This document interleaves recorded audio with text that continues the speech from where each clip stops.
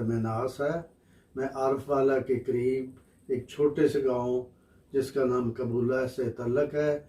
मेरे आबाओ अबजाद गुरदासपुर से चक शरीफ से तल्लक रखते हैं, जो 1947 में पाकिस्तान में शिफ्ट हुए हैं।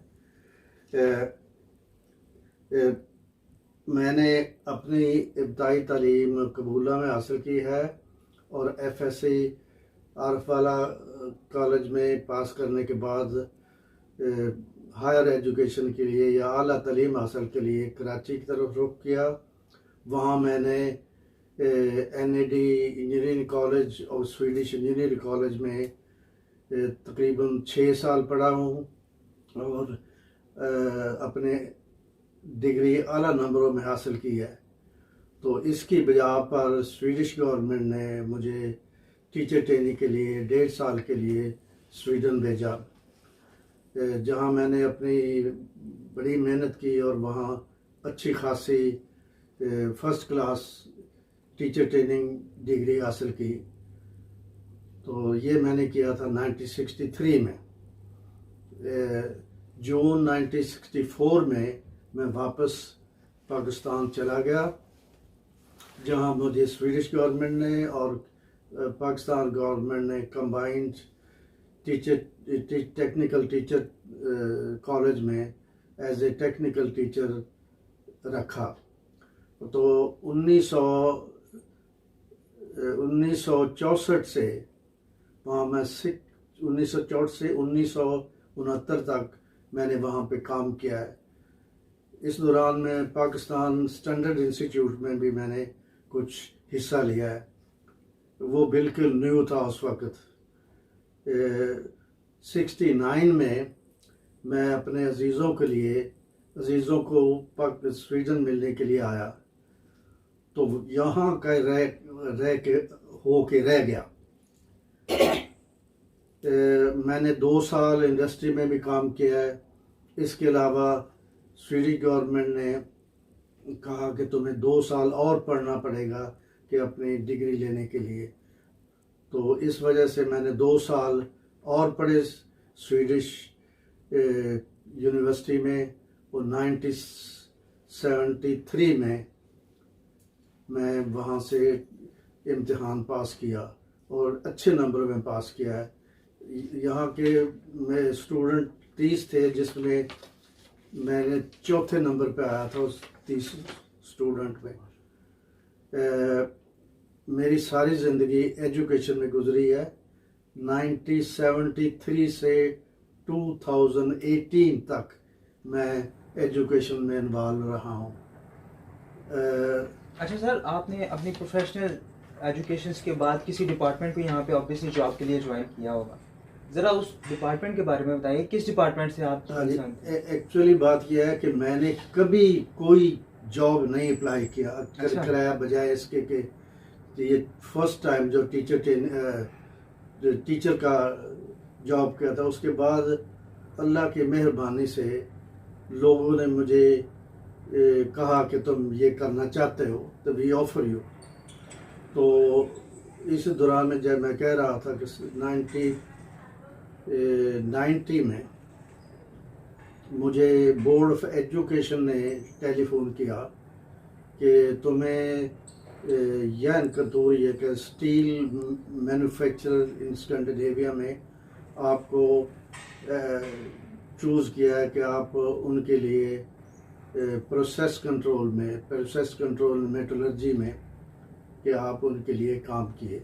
तो मैंने बोर्ड ऑफ एजुकेशन में 4 साल काम किया है एज एक्सपर्ट। और एक्सपर्ट जो टेक्निकल प्रोग्राम जो 14 प्रोग्राम है जो आज स्वीडन में चल रहे हैं, तो उसमें खुदा की मेहरबानी से मैं शामिल हुआ हूँ। तो 4 साल के बाद इस दौरान में फिर मैंने वर्ल्ड बैंक की तरफ से, सीधा की तरफ से, FN की तरफ से चांस मिला है कि मैंने दूसरे मुल्कों में जाके एज ए टेक्निकल एक्सपर्ट काम करता रहा हूँ। मिसाल के तौर पाकिस्तान में, ईरान में, बांग्लादेश, लिथुआनिया, और लेतलान में मैंने ये अपनी नॉलेज दिया है। अच्छा सर, इतना ज़्यादा टेक्निकल कैरियर, इतनी एक्सीलेंसी, इसके बाद कभी पाकिस्तान वापस जाके वहाँ की किसी इंडस्ट्री को ज्वाइन करने का ख्याल नहीं आया? एक्चुअली ये ऐसा नहीं कोई हुआ, क्योंकि मुझे इतनी सहूलतें मिली हैं। मुझे किसी से पूछने की ज़रूरत की, सिफारिश की ज़रूरत नहीं थी। तो पीपल बिलीव ऑन मी। मैं ये बताना चाहता हूँ कि मेरी 3 बेटियां हैं और तीनों टीचर हैं, 2 स्वीडन में और 1 इंग्लैंड में। और अल्लाह की मेहरबानी से खुदा ने मुझे 8 नवासे और नवासियों से माशाल्लाह नवाजा है। और मेरी बेटियों की ख्वाहिश से हमने पाकिस्तान में बहावलपुर शहर में अपना मकान बनाया है जहाँ हम जा सकें। इसके अलावा जो अभी मैं दोबारा बोर्ड ऑफ एजुकेशन की तरफ आता हूँ, या एज एक्सपर्ट जो काम किया है, ईरान, मैंने शायद जिक्र किया हो कि ईरान में, बांग्लादेश, पाकिस्तान और लिथुआन और लेतलान में काम किया है। इसके अलावा मैंने क्या नैम देमान, जो पता नहीं क्या कहते हैं इसको, ज्यूरी एज ए जज, I have been working as a जज। 8 साल मैंने उसमें काम किया। 10 साल मैं टीचर यूनियन का प्रेसिडेंट रह चुका हूँ डिस्ट्रिक्ट लेवल पे, और 1-2 साल जो है international contact person for social Democrats. अच्छा सर, अभी आपने नाम लिया सोशल डेमोक्रेट का, थोड़ा सा इसके बारे में बताइएगा, ये क्या चीज़ है? ये सोशल डेमोक्रेट एक पॉलिटिकली पार्टी है जिसने 50 साल तक यहाँ पे हुकूमत की है, और ये एक डेमोक्रेट पार्टी है जिससे मेरा काफ़ी लगाव रहा है। इसका मतलब अपने एजुकेशन बैकग्राउंड से हट के आपका पॉलिटिक्स में भी थोड़ा सा रुझान रहा है? ये जो मैंने 20 साल एज ए पॉलिटिशियन काम किया है। अच्छा। अपने शहर में भी, वहाँ पे 9 साल मैं ये म्यूनसिपल कॉरपोरेशन का ऑर्डिनरी मेंबर रहा हूँ, और उस वहाँ पे मेरा जॉब था एनवायरनमेंट का और कंस्ट्रक्शन, या ये जो मकान बनाना, सड़क बनाना, सारे शहर का इंतज़ाम हमारे पास था। थोड़ा सा आपने कुछ प्रोजेक्ट्स के बारे में बताइएगा कि किस प्रोजेक्ट पे आप ज़्यादा काम करते रहे हैं या क्या करते रहे? ये 2 प्रोजेक्ट थे, तो जो मैंने पहले बताया है बोर्ड ऑफ एजुकेशन का एज ए टेक्निकल एक्सपर्ट। इसके अलावा लियोनार्डो प्रोजेक्ट जो यूरोप में चल रहा है, और student exchange, technical student on higher level, उसमें मैंने तकरीबन 5 साल काम किया है। मेरा स्कूल उसका कोऑर्डिनेटर था, और इसमें 5 मुल्क शामिल थे। थोड़ा सा बताइएगा इस प्रोग्राम में है, एक्चुअल में है क्या चीज़? इसमें ये है कि मिसाल के तौर पर एक शहर से, एक स्कूल से 5 स्टूडेंट वो स्टडी करते हैं दूसरे मुल्क में, और दूसरे स्कूल में जाते हैं, तो उतने ही स्टूडेंट हमारे मुल्क में आते हैं, तो दे exchange there technical knowledge. Okay. तो इसमें जैसे मैंने बताया कि 6 मुल्क शामिल थे, Germany, Finland, Ireland, Sweden, Spain और पुर्तगाल। ओके। अच्छा सर, आप, ये तो हो गया आपका सारा एजुकेशनल बैकग्राउंड, ये सारी आपकी इतना ज़्यादा सक्सेसफुल करियर, इतनी ज़्यादा अचीवमेंट, इसके बाद कुछ खुद के लिए भी टाइम आप निकालते होंगे ऑब्वियसली, कुछ हॉबीज़ आपकी होंगी, कुछ रीडिंग, कुछ गाना, कुछ मूवीज़, कोई इस तरह की कोई चीज़, कोई शायरी की तरफ लगाव हो आपका? नहीं, शायरी में नहीं, तो ये तो एक जो मेरी हॉबी है, ये है एजुकेशन। अच्छा, यही आपकी हॉबी है? यही मेरी हॉबी है। तो रीडिंग का भी शौक नहीं है आपको? रीडिंग पढ़ता हूँ तो वो टेक्निकल बुक्स, सिर्फ टेक्निकल बुक, उसके अलावा कुछ नहीं?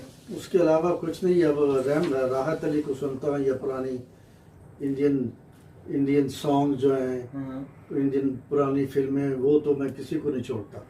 अच्छा, ये हॉबी समझ लेते। अच्छा सर, इतनी ज़्यादा अचीवमेंट्स के बाद कभी दोबारा पाकिस्तान जाके वहाँ काम करने का ख्याल नहीं आया? हर रोज़ ख्याल हर रोज़ आता है?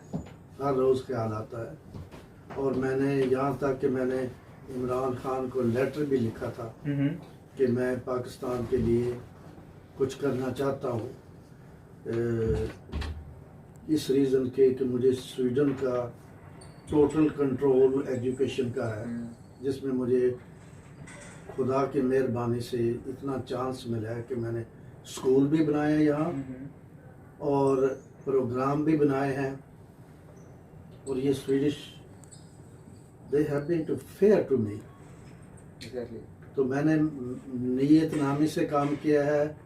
और इसके अलावा जो है, मैं ये बताना चाहता हूँ कि इतने साल मैंने एज ए प्रिंसिपल काम किया, 20 के 1 साल बजट में 1 पैसा कम नहीं हुआ। तो I am proud for that. Yes, we are also proud of that. और इसके अलावा मैंने तकरीबन 3000 स्टूडेंट प्रोवाइड किए हैं, जो आज जिनकी फैमिली है, जो अक्सर आते हैं, किसी शहर में भी जाऊं तो वो कहते हैं है राफे।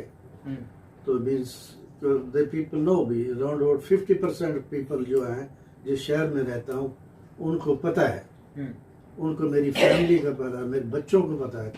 तो मुझे अगर घर भी खुला रहे तो I don't need to worry.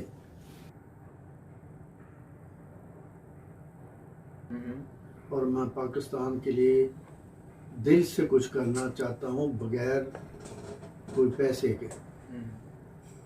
वो सबसे पहले तो ये है कि ये तालीम जो है, ये पाकिस्तान में सेंट्रल गवर्नमेंट के पास होनी चाहिए।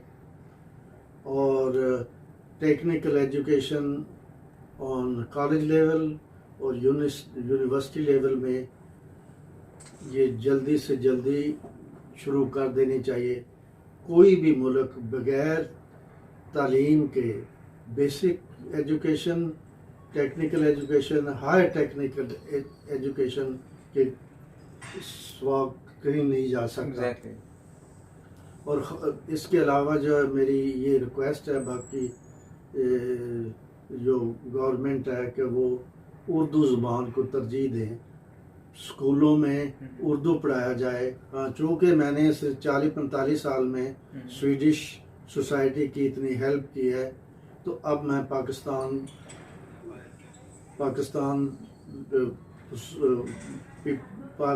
लोगों की हेल्प करना चाहता हूँ। और वो वजह है मेरी बेगम साहबा शनाज मेनास। इसकी वजह से मैंने भी उर्दू पढ़ाना शुरू कर दिया और ये मुझे काफ़ी हेल्प कर रही हैं।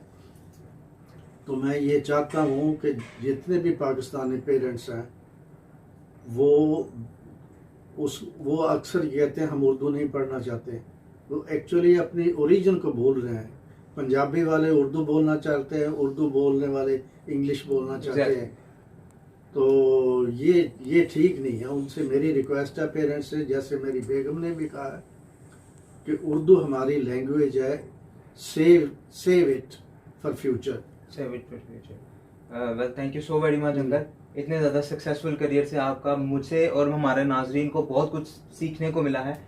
ये थे नाजरीन, एक बहुत ज़्यादा काबिल एतमाद, हमारे फुल ऑफ एनर्जी हमारे अंकल हैं। ये काफ़ी सालों से इतना काम कर रहे हैं। ऑब्वियसली इनसे बहुत कुछ हमें सीखने को मिला है। उम्मीद है आपको भी हमें बहुत कुछ सीखने को मिला होगा। बहुत जल्द नए मेहमान के साथ हाजिर होंगे इंशाल्लाह। Thank you.